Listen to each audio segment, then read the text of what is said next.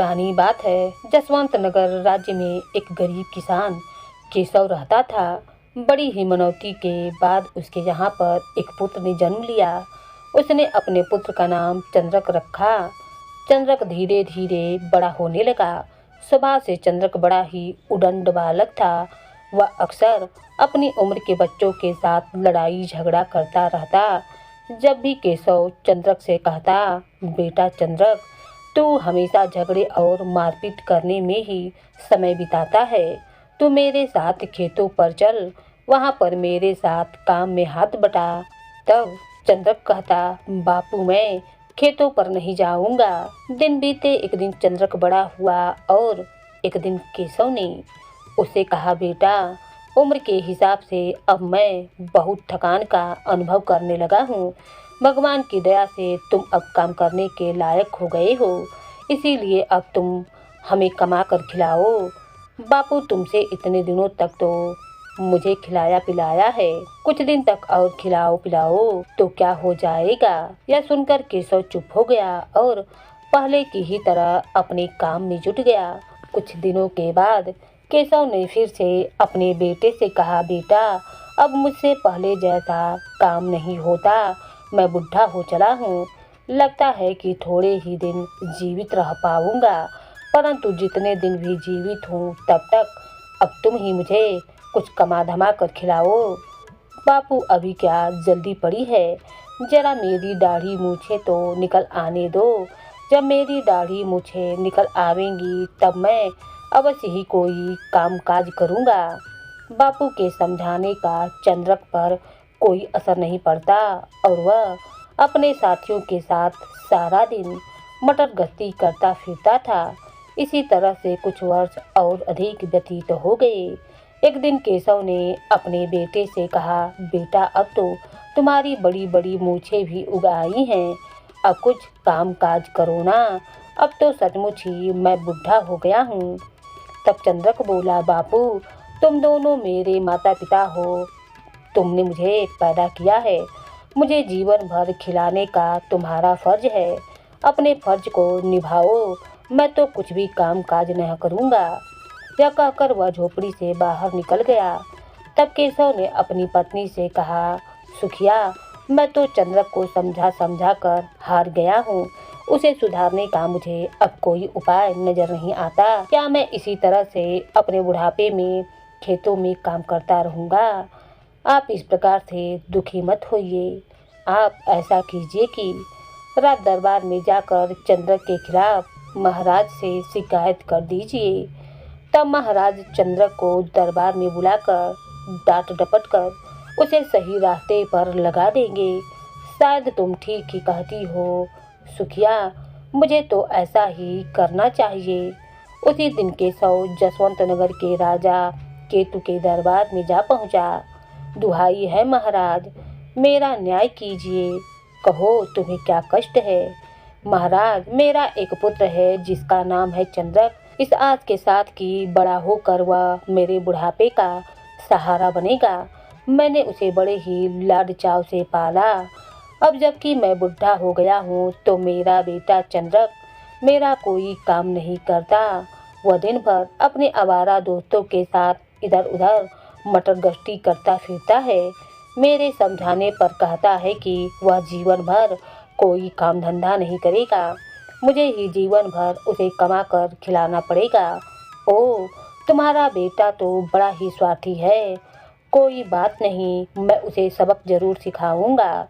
सैनिकों इसी समय जाओ और चंद्रक को हमारे सामने पेश करो।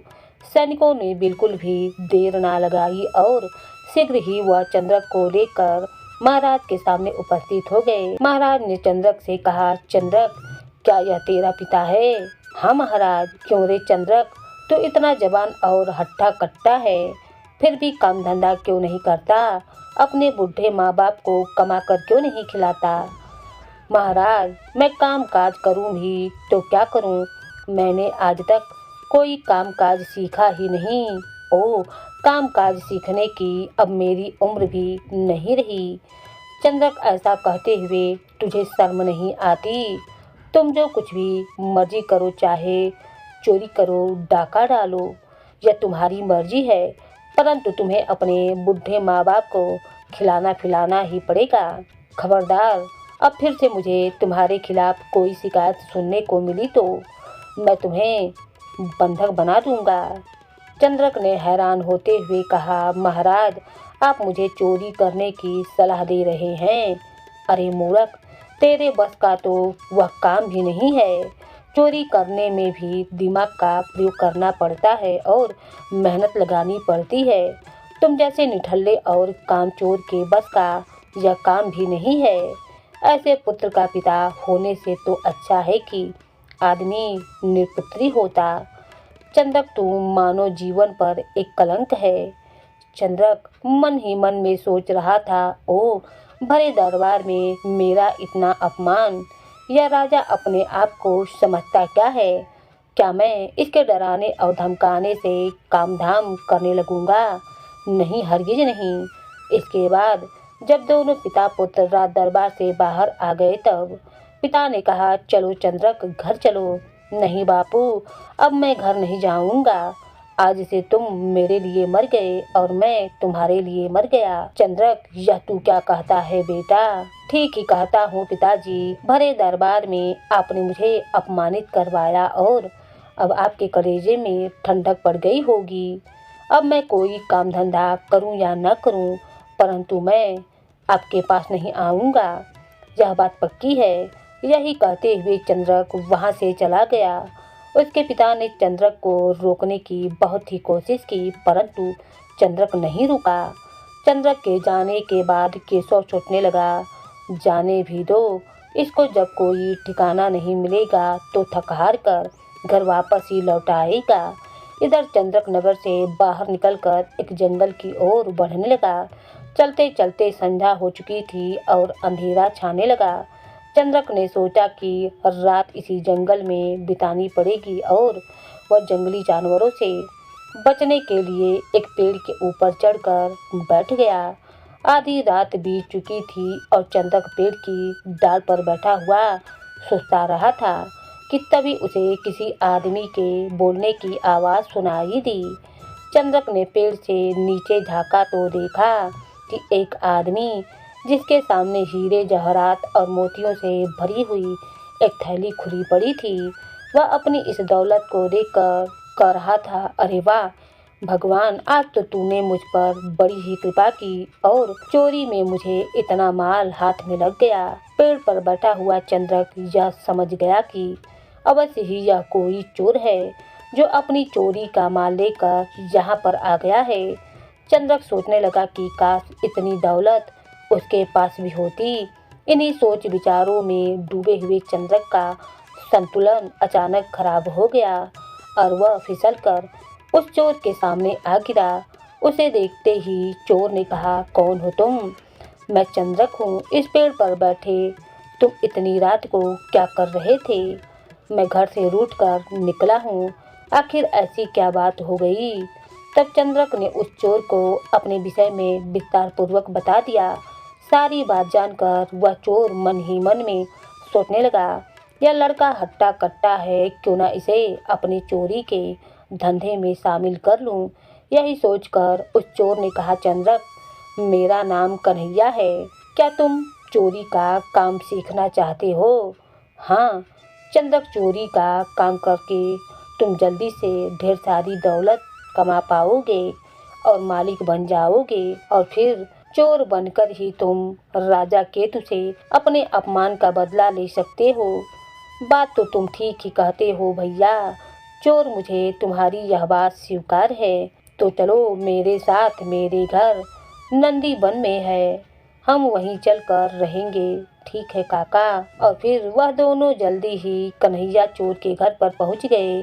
घर पहुंचकर कन्हैया चोर ने कहा, चंद्रक, आज से मैं तुम्हें अपना शिष्य स्वीकार करता हूँ और अपने सारी चोरी के गुण तुम्हें सिखाऊंगा। चंद्रक ने कहा, काका, मैं भी आज से आपको अपना गुरु मानता हूँ और वचन देता हूँ कि मन लगाकर चोरी के गुण सीखूंगा।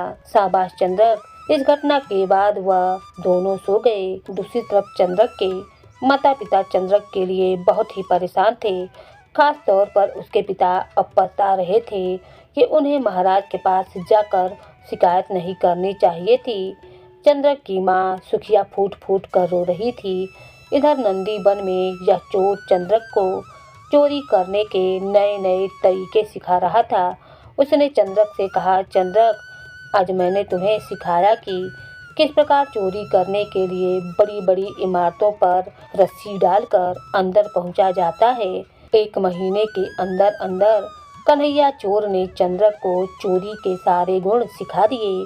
धीरे धीरे समय बीता और दिन महीने बीत गए। चंद्रक ने कन्हैया चोर के साथ मिलकर कई जगह पर चोरियां की। वे एक ना एक दिन के बाद चोरियां किया करते थे और अब वह एक शातिर चोर बन चुका था। फिर एक दिन चंद्रक ने अपने गुरु से कहा, गुरु, मैं जसवंत नगर के राजा केतु के खजाने में चोरी करना चाहता हूँ। या तू क्या कहता है चंद्रक? मैं ठीक ही कहता हूँ काका। राजा केतु ने भरे दरबार में मेरी हंसी उड़ाते हुए कहा था कि मैं कोई काम नहीं कर सकता, यहाँ तक कि मैं चोरी भी नहीं कर सकता। आज मैं उसको दिखाना चाहता हूँ कि मैं कितना बड़ा और कितना शातिर चोर बन गया हूँ। ठीक है, जैसी तेरी इच्छा। और उसी रात को गुरु और चेला दोनों ने राजा के खजाने पर हाथ साफ कर दिया। जाते जाते चंद्रक ने राजा के खजाने में एक चिट्ठी छोड़ दी। सुबह होते ही यह खबर राजा केतु तक पहुंची और सिपाहियों ने उसे वह चिट्ठी भी दिखला दी जो चंद्रक ने लिखी थी, जिस पर लिखा हुआ था, राजा केतु, याद कर, एक दिन तूने भरे दरबार में मुझे अपमानित किया था कि मैं चोरी करने के योग्य भी नहीं हूँ। आज आँख खोलकर अच्छी तरीके से देख ले, मैंने तेरा खजाना चोरी कर लिया है। चिट्ठी पढ़कर राजा कहने लगा, ओ तो यह उस चंद्रक का काम है जिसके पिता कुछ दिन पहले ही दरबार में उसके खिलाफ फरियाद लेकर आए थे। राजा ने तुरंत सैनिकों को आदेश दिया, सैनिकों, केशव किसान के घर जाकर चंद्रक को पकड़कर लेकर आओ। सैनिक बिना समय गवाए केशव किसान की झोपड़ी पर पहुंच गए। सैनिकों ने कहा, चंद्रक कहाँ है? वह तो यहाँ पर नहीं रहता, वह कई महीनों से घर नहीं आया। झूठ बोलते हो तुम। चोरी के माल के साथ तुमने ही उसे झोपड़ी में छिपा रखा है। चोरी का माल? हाँ, उसने राजा के खजाने में चोरी की है। अब तो भगवान भी उसे मौत के मुंह से नहीं बचा सकते। ओह मेरे मालिक, इसका मतलब कि मेरा बेटा चंद्रक चोर बन गया है। सैनिकों ने जब चंद्रक को झोपड़ी में नहीं पाया तो वे चंद्रक की जगह पर उसके बूढ़े माता पिता को पकड़कर राजमहल में ले गए। राजा ने कहा, यह क्या है? चंद्रक की जगह पर तुम इन्हें क्यों उठा लाए हो? महाराज, चंद्रक वहाँ पर नहीं था। जरूर इन दोनों ने ही उसे कहीं पर छिपा रखा होगा। ऐसी बात है तो इन दोनों को ले जाकर कारागार में बंद कर दो। और फिर ऐसा ही किया गया। उधर नंदी वन में राजा के खजाने में हाथ साफ करने के बाद चंद्रक और उसका गुरु चोरी में मिली हुई दौलत को देख रहे थे और खुश भी हो रहे थे। कुछ दिन और बीते। चंद्रक और उसके गुरु ने कई जगहों पर चोरियां की और एक दिन जब वह दोनों प्रीतनगर के महाराज के यहाँ चोरी करके नंदी वन लौट रहे थे तो अचानक मौसम खराब हो गया और मूसलाधार बारिश होने लगी। बारिश से बचने के लिए वे दोनों गांव में ही एक दरवाज़ा खटखटाने लगे। अंदर से आवाज़ आई, कौन है? हम परदेसी हैं, आंधी तूफान में फंस गए हैं, क्या हमें आज रात के लिए आसरा मिल सकता है? मालिक ने दरवाज़ा खोला और उन्हें अंदर ले आया। हमारे यहाँ पर अतिथियों का सत्कार किया जाता है। आप लोग बड़े ही आराम से यहाँ पर रात गुजार सकते हैं। कुछ देर के बाद घर के मालिक की बेटी उन दोनों के लिए खाना लेकर आई। उस लड़की को देखकर चंद्रक उस पर मोहित हो गया और मन ही मन में उससे प्रेम करने लगा। जब चंद्रक और उसका गुरु रात को सोने के लिए गए तो चंद्रक ने अपने गुरु से कहा, गुरु, यह लड़की मेरे दिल को भा गई है। क्या इसके साथ मेरा विवाह हो सकता है? क्यों नहीं हो सकता है? मैं सुबह इस विषय में घर के मालिक से बात करूंगा। सुबह होने पर कन्हैया चोर ने घर के मालिक से कहा, मैं आपकी पुत्री के विषय में आपसे कुछ बात करना चाहता हूँ। हाँ हाँ बिल्कुल बोलिए श्रीमान, यह मेरा बेटा चंद्रक है। मेरे पास लाखों की संपत्ति है। नंदी वन में मेरा अपना घर है। आपकी पुत्री को देखकर मेरा बेटा उस पर मोहित हो गया है और उससे विवाह करना चाहता है। आपकी इस विषय में क्या राय है? देखिए, कहीं ना कहीं तो मुझे अपनी पुत्री का विवाह करना ही है। आप यह बतलाइए कि आपका पुत्र करता क्या है? कुछ नहीं, इसे कुछ करने की आवश्यकता भी क्या है। इसके बाप के पास लाखों की संपत्ति जो है। मेरे कहने का मतलब है कि आपका पुत्र कुछ काम धंधा या कारीगरी जानता भी है। यदि जानता है तो क्या मेरे पुत्र ने, तब चोर बोला, मेरे पुत्र को काम धंधा या कारीगरी करना नहीं आता। इसे कुछ सीखने या जानने की आवश्यकता भी क्या है। यह मेरी संपत्ति का एकमात्र वारिस है। मेरे बाद सब कुछ तो इसी का है। माफ़ कीजिए श्रीमान, तब तो मैं आपके पुत्र के साथ अपनी बेटी का विवाह नहीं करूँगा। मैं धन का नहीं बल्कि गुणों का आदर करता हूँ। मैं उस लड़के को अपनी कन्या नहीं दे सकता जिसमें कला या कारीगरी के नाम पर कुछ भी नहीं सीखा हो। तो यह बात है। तब कन्हैया और चंद्रक घर के मालिक से विदा लेकर चुपचाप वहाँ से चल दिए। चंद्रक, तुमने सुन ही लिया कि घर का मालिक अपनी पुत्री के विवाह में क्या चाहता है। कुछ भी हो गुरु, मैं हर हालत में उस लड़की से विवाह करूँगा। लेकिन कैसे? करुणा के पिता ने तो साफ साफ इनकार कर दिया है। गुरु, मैं किसी रात को करुणा के घर पर हमला करूँगा और करुणा को बलपूर्वक अपने साथ ले आऊँगा। ऐसा अनर्थ कभी भी ना करना। चंद्रक, यदि तुम जबरदस्ती उस लड़की को उठाकर ले आओगे तो उसके साथ विवाह करने के बाद भी तुम कभी खुश नहीं रह पाओगे। यदि तुम सचमुच ही करुणा के साथ विवाह करना चाहते हो तो चोरी करने के अलावा तुम्हें कई और कामकाज भी सीखना चाहिए। तभी तुम्हारी विवाह की इच्छा पूरी हो सकेगी। तुम ठीक ही कहते हो गुरु, मैं अवश्य ही कोई ना कोई काम जरूर सीखूंगा।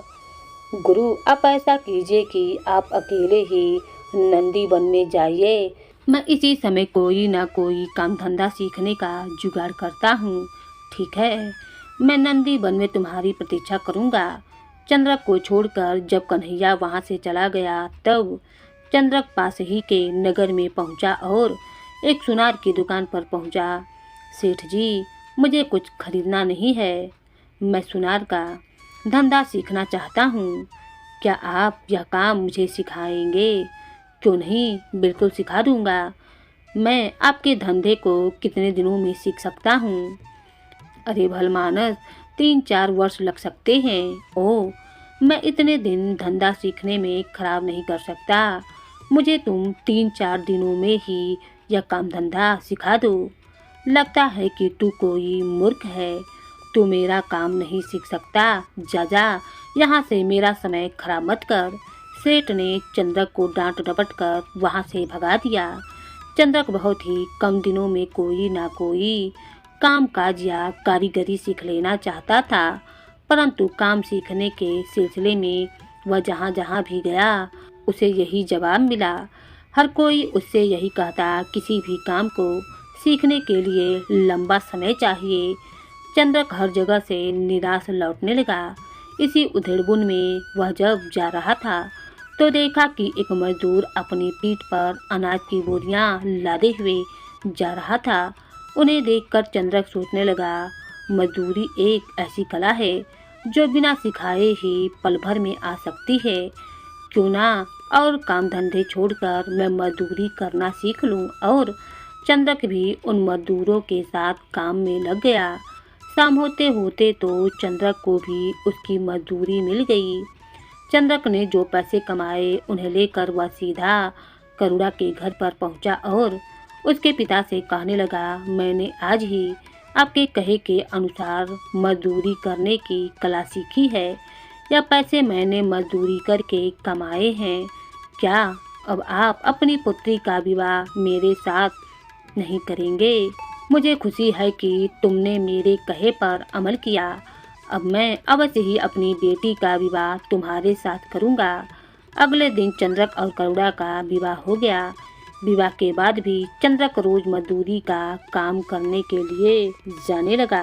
तभी चंद्रक के ससुर वहाँ पर आए और कहने लगे, चंद्रक बेटा, यदि मेहनत मजदूरी करनी ही है तो किसी दूसरे के यहाँ पर क्यों करते हो? अपने खेतों में मेहनत मजदूरी क्यों नहीं करते?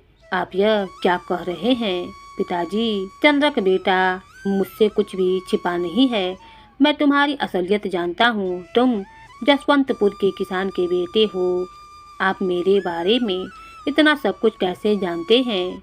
बेटा, जब पहली बार तुम मेरे घर पर राहगीर बनकर आए थे और तुमने मेरी बेटी का हाथ मांगा था, तब मेरी बेटी को भी तुम बहुत ही पसंद आए थे और वह तुमसे विवाह करने को तैयार थी। तब तुम्हारे जाते ही मैंने अपने कुछ नौकरों को तुम्हारे पीछे जासूसी करने के लिए लगा दिया था।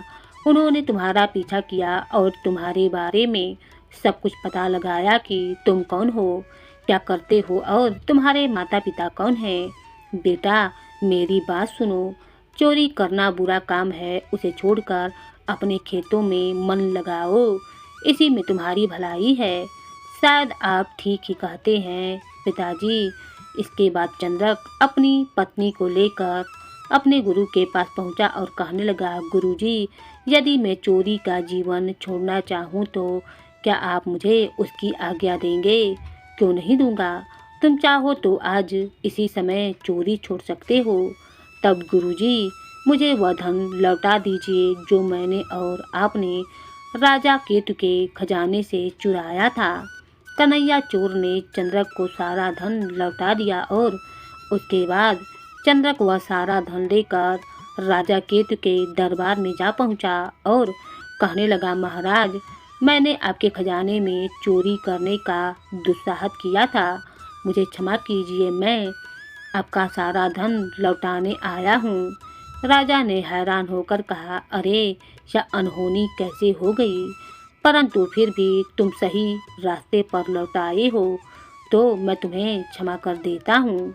चंद्रक ने लूटा हुआ सारा धन राजा केतु को लौटा दिया और बदले में राजा केतु ने उसके माता पिता को रिहा कर दिया। अब चंद्रक अपने काम में जी तोड़ मेहनत करने लगा। उसके माता पिता उसका बदला हुआ रूप देखकर बड़े ही खुश थे। अब वह अपने पूरे परिवार के साथ एक शांतिमय और सुखमय जीवन बिताने लगा। उदयपुर नामक नगर में एक राजा राज्य किया करता था। वह बहुत ही उदार राजा था। उसकी जनता उससे बहुत ही प्रसन्न रहती थी। लेकिन कुछ समय से उनके राज्य में चोरियां होने लगी थी। चोरों के गिरोह ने ऐसा आतंक मचाया था कि लोगों को रात भर नींद नहीं आती थी। अब तो गांव के लोग बहुत ही परेशान रहने लगे थे। परेशान होकर नगर के कुछ अमीर व नामी लोग महाराज के दरबार में पहुंच गए और महाराज को प्रणाम करके कहने लगे, महाराज, दुहाई हो महाराज, हमारा जीना अब दुष्कर हो चुका है। नगर में हो रही चोरियों से हमारी नींदें हराम हो गई है। अगर जल्दी ही चोरों को ना पकड़ा गया तो महाराज, हम बर्बाद हो जाएंगे। उनकी बातें सुनकर महाराज ने कहा, हमें राज्य में हो रही चोरियों के बारे में ज्ञात है, परंतु हमें अफसोस है कि अभी तक चोरों को पकड़ने में हमारे सैनिक सफलता प्राप्त नहीं कर सके हैं। लेकिन आप लोग विश्वास रखिए, चोर जल्दी ही पकड़े जाएंगे। आप लोग निश्चिंत होकर अपने घरों को जाइए। हम वादा करते हैं कि चोरों को पकड़ने में हम कोई भी कसर बाकी नहीं छोड़ेंगे। इसके बाद महाराज ने अपने मंत्री से कहा, मंत्री जी, आप ऐसा कीजिए कि हमारे गुप्तचरों को चारों दिशाओं में चोरों की तलाश के लिए भेज दीजिए। जब तक चोर नहीं पकड़े जाएंगे हमारे दिल को चैन नहीं मिलेगा। जो आज्ञा महाराज। महाराज की आज्ञा पाकर मंत्री जी ने अपने गुप्तचरों को चारों ओर फैला दिया। नगर के पास ही के जंगल में कुछ साधु निवास करते थे। एक दिन वह साधु आपस में बात कर रहे थे। साथियों, नगरवासियों के माल पर तो हमने काफी हद तक हाथ साफ कर लिया है। अब मैं शाही खजाना चुराना चाहता हूँ।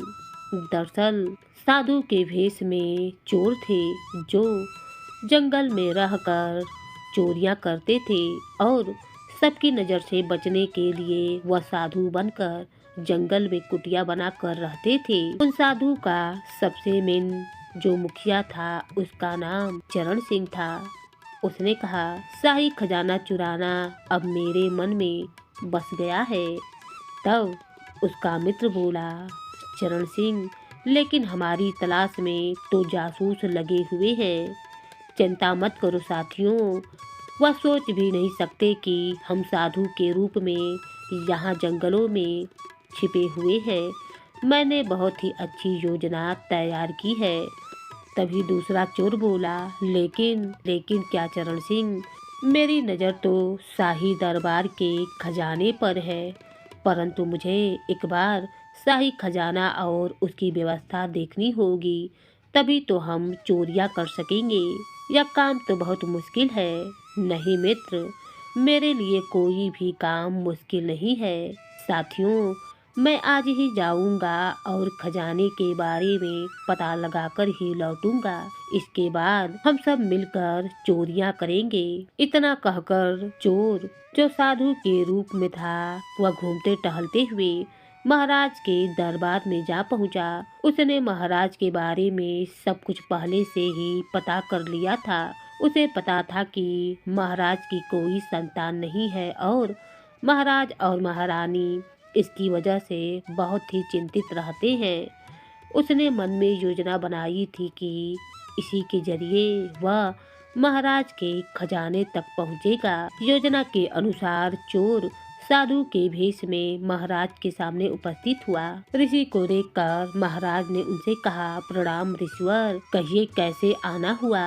आइए स्थान ग्रहण कीजिए। हमारे राज्य में आप पहली बार आए हैं और हमने आपके दर्शन पहली बार किए हैं, आपको देखा नहीं। तब ऋषि बोला, राजन, हम ऐसे साधु हैं जो पर्वत और जंगलों में निवास करते हैं, हरिद्वार और गंगा का स्नान करते हैं और सदा ईश्वर की भक्ति में लगे रहते हैं। हमारे पास इतना समय नहीं होता है कि हम एक जगह पर निवास करें, इतना समय बिता सके कि 2 घंटे 4 घंटे का वक्त किसी को दे सके। मुझे तुम्हारे कष्ट का पता लगा तो मैं यहाँ पर चला आया। मुझे पता है कि तुम्हारे विवाह को 10 साल गुजर गए हैं, लेकिन अभी तक तुम्हें संतान प्राप्ति न हुई है। इसी कारण मैं तुम्हारे दरबार में उपस्थित हुआ हूँ। तब महाराज बोले, शायद हमारे भाग्य में संतान का सुख है ही नहीं। तुम चिंता मत करो राजन, मैं तुम्हें एक ऐसा उपाय बताऊंगा कि तुम्हें जुड़वा पुत्रों की प्राप्ति होगी। क्या कहा ऋषिवर, आप सच में ऐसा उपाय बताएंगे? हाँ राजन, सुनो, मुझे तुम्हारे शाही खजाने से एक स्वर्ण मुद्रा चाहिए। महाराज बोले, क्यों? अब जितनी चाहे उतनी स्वर्ण मुद्राएं ले सकते हैं मुनिदेव। नहीं नहीं राजन, मुझे मात्र केवल एक ही स्वर्ण मुद्रा चाहिए। मैं उस स्वर्ण मुद्रा पर एक मंत्र पढ़कर अभिमंत्रित करके महारानी को दे दूंगा, जिसे जब तक महारानी पुत्र प्राप्त ना कर सके उसे अपने पास ही रखा करें। ठीक है ऋषिवर, यदि आपकी ऐसी इच्छा है तो मैं अभी एक स्वर्ण मुद्रा मंगवाता हूँ। नहीं राजन, ऐसा कतई मत करना। किसी और के द्वारा स्पर्श की गई स्वर्ण मुद्रा मेरे किसी काम की नहीं होगी। मैं कुछ समझा नहीं ऋषिवर। ऋषि बोले, राजन, हम शाही खजाने से एक स्वर्ण मुद्रा स्वयं उठाएंगे और मंत्र पढ़कर महारानी को दे देंगे, क्योंकि अगर दूसरे का स्पर्श होगा तो वो सिक्के पर मंत्र काम नहीं करेगा, जिससे हमारी वाणी असत्य हो जाएगी। इसलिए बेहतर यही होगा कि हम स्वयं शाही खजाने से स्वर्ण मुद्रा को निकालें और रानी को दे दे, जैसी आपकी इच्छा ऋषिवर। फिर महाराज उन्हें लेकर अपने साथ शाही खजाने में पहुंच गए। वह साधु के रूप में चोर था, जो बहुत ही प्रसन्न हुआ। वाह, शाही खजाने में कितना धन है। उसकी आंखें शाही खजाने को देखकर चौंधिया गई। वह मन ही मन कहने लगा, अगर मैं इसे चुराने में कामयाब हो गया तो मेरी 7 पुश्तों को भी चोरी नहीं करनी पड़ेगी। यही सोचकर वह आगे बढ़ा और सामने से एक स्वर्ण मुद्रा उठा ली और पुनः महाराज से कहा, तुम्हारे शाही खजाने की व्यवस्था तो बहुत ही अच्छी है बेटा, लेकिन मान लो कि अगर किसी अन्य राजा ने तुम पर आक्रमण कर दिया तो तुम इस खजाने को लेकर किस रास्ते से निकलोगे? तब महाराज ने कहा, मुनिवर, आपके पीछे जो खूंटी है उसको खींचते ही एक गुप्त दरवाजा खुल जाता है।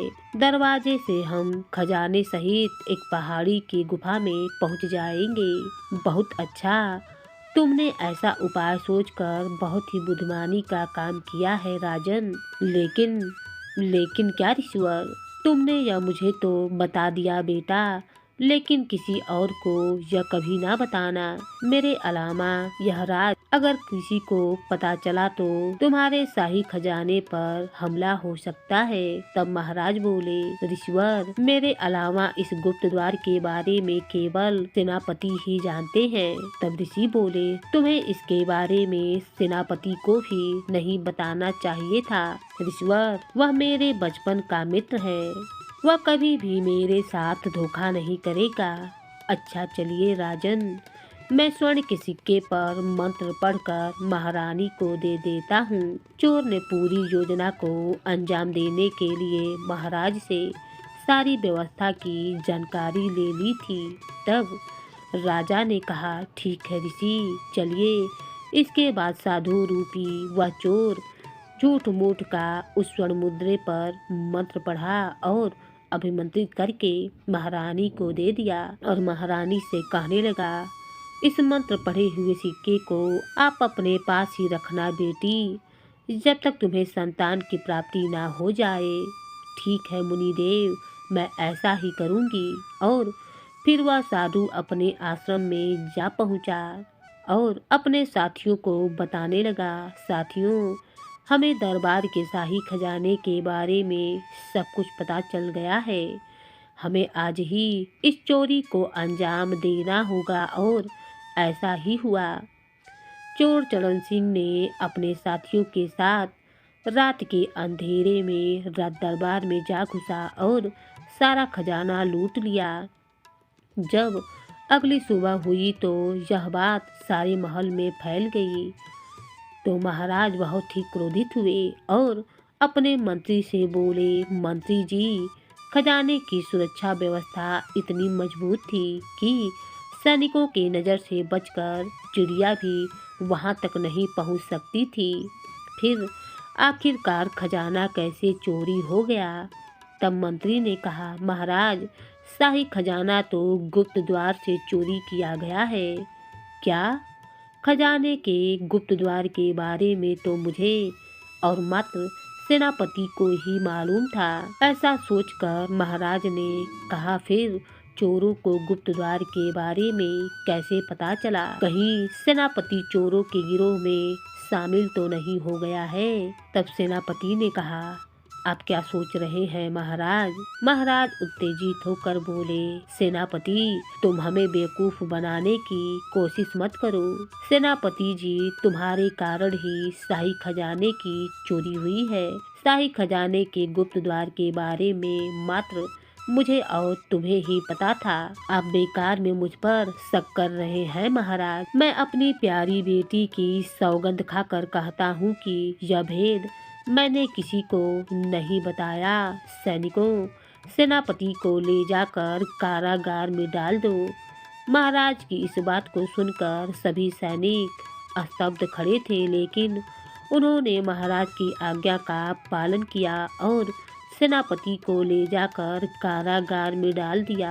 अगले दिन जब दरबार लगा तो महाराज ने घोषणा की, अगर सेनापति कल तक अपना अपराध कबूल नहीं करते हैं तो कल सुबह ही उन्हें फांसी दे दी जाएगी। यह खबर सेनापति की बेटी हेमलता तक जा पहुंची कि उनके पिताजी को कारागार में डाल दिया गया है और कल ही उन्हें फांसी दे दी जाएगी। तो वह महाराज के दरबार में आ पहुंची और महाराज से बोली, महाराज क्या यह सच है कि कल मेरे पिताजी को फांसी दे दी जाएगी?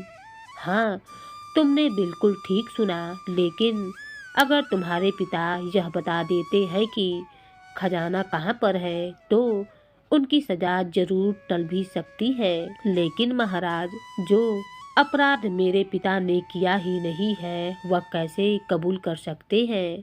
ऐसा क्या सबूत है कि तुम्हारे पिता ने यह चोरी नहीं की? महाराज, सबूत तो आपके पास भी नहीं है कि आप मेरे पिता को चोर बना सकते हैं। आप मुझे 10 दिन की मोहलत दे दें, मैं असली चोरों का पता लगाकर अपने पिताजी पर लगाए गए आरोपों को झूठा साबित कर दूंगी। लेकिन अगर 10 दिनों के अंदर तुम ऐसा नहीं कर सकी तो अब बेशक मेरे पिताजी को फांसी पर चढ़ा दीजिएगा। ठीक है हेमलता, मैं तुम्हें 10 दिनों की मोहलत देता हूँ। महाराज की स्वीकृति पाकर हेमलता अपने घर पहुंची और अगली सुबह होते ही असली चोरों का पता लगाने के लिए घर से निकल पड़ी। उसने 5 दिनों तक सारे नगर का भ्रमण कर डाला, लेकिन उसे चोरों का कुछ भी पता नहीं चला।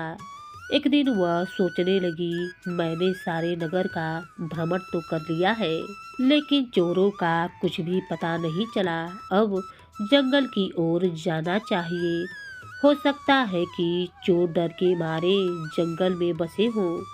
वह सारा दिन जंगल में भटकती रही, लेकिन उसे कुछ भी प्राप्त न हुआ। जब शाम हुई तो उसे कुटिया के सामने आग जलती हुई दिखाई दी। वह मन में सोचने लगी कि मुझे वहां जाकर देखना चाहिए, वहां आग जलाकर कौन बैठा है। हो सकता है कि चोरों का गिरोह यहीं पर बसा हो। यही सोचकर वह कुटिया के पास पहुंच गई। हेमलता धीरे से झाड़ी के पीछे जाकर खड़ी हो गई और उन सब की बातें सुनने लगी। इधर चोर आपस में बातें कर रहे थे, साथियों, अब हमें चोरी करने की जरूरत ना पड़ेगी, क्योंकि राज खजाने से हमने इतना धन चुरा लिया है कि सारी जिंदगी आराम से बिता सकते हैं। वो तो यह साधु नहीं, चोर है। हेमलता उनकी बातें सुन ली थी और यह वही चोर हैं जिन्होंने शाही खजाना चुराया है। आखिरकार मुझे खजाने के चोरों का पता चल ही गया है। यह चोर बहुत ही शातिर है। अगर मैंने यह महाराज को बताया कि यह चोर है तो वह विश्वास नहीं करेंगे। मुझे इन्हें रंगे हाथों पकड़ना होगा। यही सोचकर वह वहां से चली गई और अगली सुबह होते ही महाराज के दरबार में जा पहुंची और कहने लगी, महाराज की जय हो, मैंने शाही खजाने के चोरों का पता लगा लिया है। महाराज उत्तेजित होकर बोले, कौन है वे? मुझे माफ करिए महाराज, मैं आपको उनके बारे में अभी नहीं बता सकती हूँ। इसका क्या मतलब है? मैं उनको रंगे हाथों पकड़ने की योजना बना रही हूँ। महाराज, इसके लिए क्या आप मुझे शाही सराय दे सकते हैं? और मुझे सोने और चांदी के बर्तन भी चाहिए। अवश्य, मैं यह सारी चीज़ें तुम्हें अवश्य दे सकता हूँ। आपका बहुत बहुत धन्यवाद महाराज। हेमलता ने महाराज का आभार व्यक्त किया और फिर वहां से अपने घर लौट आई। फिर अगली सुबह होते ही वह उन चोरों के गिरोह जो कि साधु के भेष में कुटिया में रहते थे उनके पास जा पहुंची और कहने लगी, प्रणाम मुनिवर, खुश रहो पुत्री, कहो यहाँ जंगल में कैसे आना हुआ? मुनिवर, मैं सेठ राजदेव की पुत्री हूँ। मेरे पिताजी बड़े नगर में व्यापार करके लौटे हैं। उनके लौटने के उपरांत हमने अपनी शाही सराय में ऋषि मुनियों को शाही दावत दी है। मैं उनका निमंत्रण देने आपके पास आई हूँ। मेरा अनुरोध है कि आप वहाँ पर अवश्य आए। अब तुमने दावत दी है तो बेटी हम अवश्य ही आएंगे। लेकिन बेटी तुम्हें हमारे आश्रम का पता कैसे चला? तब हेमलता ने मुस्कुराते हुए कहा, महाराज, अब जैसे साधु संतों की ख्याति तो दूर दूर तक यूं ही फैल जाती है। आप मेरे यहाँ आएंगे यह सुनकर मेरा मन गदगद हो गया। आपका बहुत बहुत धन्यवाद। हेमलता वापस लौट आई और महाराज के शाही सराय में जाकर रुक गई और दावत की तैयारियां करने लगी। अगली सुबह चोर चरण सिंह साधु के भेष में अपने साथियों के साथ हेमलता के बताए गए शाही सराय पर पहुंच गया। तब हेमलता ने कहा, आइए महाराज, आपका शाही सराय में स्वागत है। आपका भोजन भी तैयार है। हेमलता ने सम्मान पूर्वक उन साधु रूपी चोरों को बैठाया और सोने चांदी के बर्तनों में भोजन परोसा तो साधु सोचने लगा, वाह, इतने सारे सोने व चांदी के बर्तन। अगर इन बर्तनों पर हाथ साफ कर दिया जाए तो कितना अच्छा रहेगा। मैं आज रात ही को अपने साथियों के साथ आऊँगा और यह सारे बर्तन और सारा माल लूट कर ले जाऊँगा। उन साधुओं ने वहाँ पर भरपेट भोजन किया और वापस अपनी कुटिया में लौट आए और उस शाही सराय में बर्तनों सहित धन लूटने की योजना बनाने लगे। उधर हेमलता भी महाराज के पास जा पहुंची और उसने साधुओं के बारे में बताने लगी। महाराज, आज रात शाही खजाने के चोर शाही सराय में भी चोरी करने के लिए अवश्य आएंगे। आप उन चोरों के लिए कड़ा प्रबंध करें जिससे कि वह शाही सराय से निकलकर बाहर ना जा सके। ठीक है, मैं प्रबंधन करवा दूंगा, लेकिन अगर वह साधु चोर ना निकले तो आप मुझे जो भी सजा देंगे वह मुझे मंजूर होगा। हेमलता के विश्वास दिलाने पर महाराज ने शाही सराय के चारों तरफ सैनिकों का प्रबंध करवा दिया। उसी रात हेमलता एक मंत्री के साथ एक कोने में छिप गई। कुछ देर के बाद वह चोर जो साधु के भेष में थे वह शायद ही सराय में गुप्त तरीके से घुस गए और साधु अपने साथियों से कहने लगा, साथियों, सभी सोने व चांदी के बर्तन और जो भी धन मिलता है उसे समेट लो। इसके बाद साधु रूपी चोरों ने सारा सामान समेट लिया। तभी वह मंत्री सामने आ गया और सैनिकों के साथ उन सबको घेर लिया और उन्हें दरबार ले जाकर महाराज के सामने पेश किया। सारे चोरों को सैनिकों ने बंदी बना लिया था। राजा उन साधुओं को देखकर हैरान हो गए और सोचने लगा, अरे, इनमें से एक साधु तो वही है जो कुछ दिन पहले ही मुझसे मिलने आया था। अरे, ऐसा सोचकर महाराज ने कहा, मुनिवर, आप? महाराज, यह कोई ऋषि नहीं बल्कि चोरों का सरदार है। ओ, तो अब मुझे समझ में आया कि शाही खजाने के गुप्त द्वार से चोरी कैसे हुई। मैंने शाही खजाने के गुप्त द्वार के बारे में इस पाखंडी साधु को भी बतलाया था।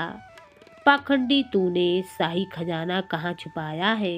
अगर तूने नहीं बताया तो तेरा सर धड़ से अलग कर दूंगा। इतना कहकर महाराज ने अपनी तलवार निकाल ली। तलवार निकला देखकर साधु डर गया और कहने लगा, महाराज, मुझे क्षमा करिए। महाराज, वह खजाना मेरे जंगल की कुटिया में पड़ा हुआ है। तूने ना जाने कितनों का धन लूटा है। तू क्षमा के योग्य नहीं है। महाराज, मुझे क्षमा करिए। लेकिन राजा ने कहा, तू क्षमा के योग्य नहीं है। तुझे केवल मात्र सजा ही दी जाएगी। क्योंकि तू माफ़ी का पात्र नहीं है। मंत्री जी, इन सभी को ले जाकर कारागार में डाल दो। महाराज की आज्ञा का पालन हुआ और उन साधुओं को ले जाकर कारागार में डाल दिया गया। तो महाराज ने हेमलता से कहा, बेटी हेमलता, मुझे तुम पर गर्व है।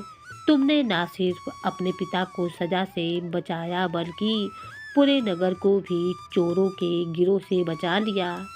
हम इसी समय तुम्हारे पिता को मुक्त करते हैं और तुम्हें इनाम के रूप में 100 स्वर्ण मुद्राएं देने की घोषणा भी करते हैं। हेमलता की समझदारी और सूझबूझ से चोरों का पर्दा फाश हो चुका था और अब गांव के लोग बड़े ही सुखपूर्वक चैन से रहने लगे थे।